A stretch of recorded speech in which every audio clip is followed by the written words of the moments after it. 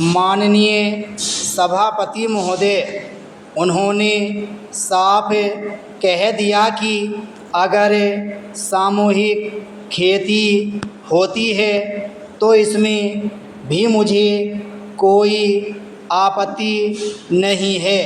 मैं यह कहना चाहता हूं कि इस बिल को देखने से यह साफ स्पष्ट होता है कि उस सहकारी समिति के जितने सदस्य होंगे वह अपनी अपनी ज़मीन को एक साथ कर लेंगे और अगर समिति से निकालना चाहेंगे तो एक साथ अधिक ज़मीन उसको नहीं मिल सकती है।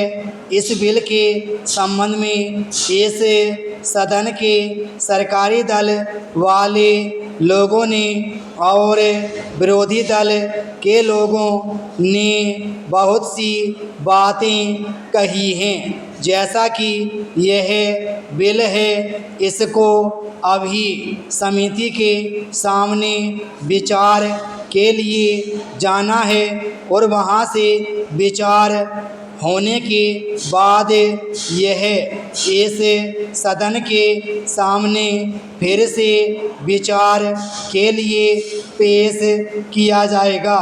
तब माननीय सदस्यों को पूरी तरह से यह अधिकार होगा कि जहाँ तक इसमें दी गई बातों का संबंध है उसमें परिवर्तन ला सकते हैं या उसको हटा सकते हैं। कल से जो बातें हो रही हैं वह सब नोट की गई हैं और मैंने बहुत सी बातों को सुना है। इस समिति में उन सब बातों पर विचार किया जाएगा।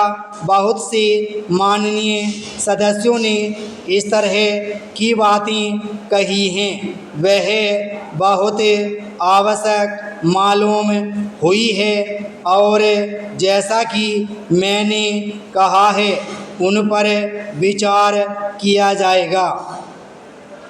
जहाँ तक सहकारिता का संबंध है, चाहे सरकारी दल वाले माननीय सदस्य हों चाहे विरोधी दल वाले माननीय सदस्य हों, सबकी यह मांग है कि जब हम जनता के राज में विश्वास करते हैं और अपने यहाँ जनता का राज स्थापित कर लिया है और जबकि देश में गरीबी है और उसका गलत लाभ भी उठाया जाता है, तब सहकारिता की बहुत आवश्यकता है।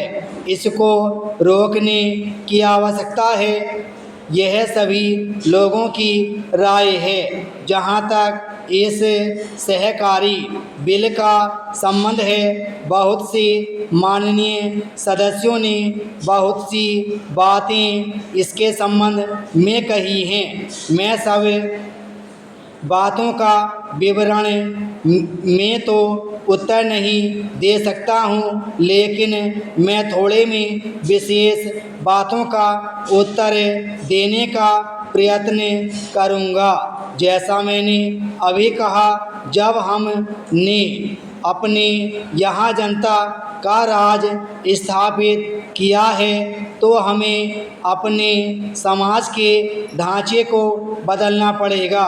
हमारे यहाँ गरीबी और अमीरी चली आती है। हमारे देश में एक गहरी खाई चली आती है और आज भी समाज में गलत लाभ उठाया जाता है।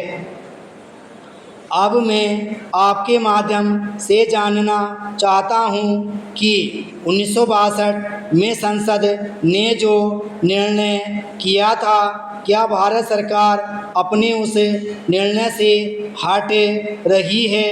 अगर सरकार अपने निर्णय से हट रही है तो यह जो सरकारी प्रकाशन आया है जिसके द्वारा 1962 की शपथ में परिवर्तन किया गया है। इसका आधार क्या है? विराम स्टॉप।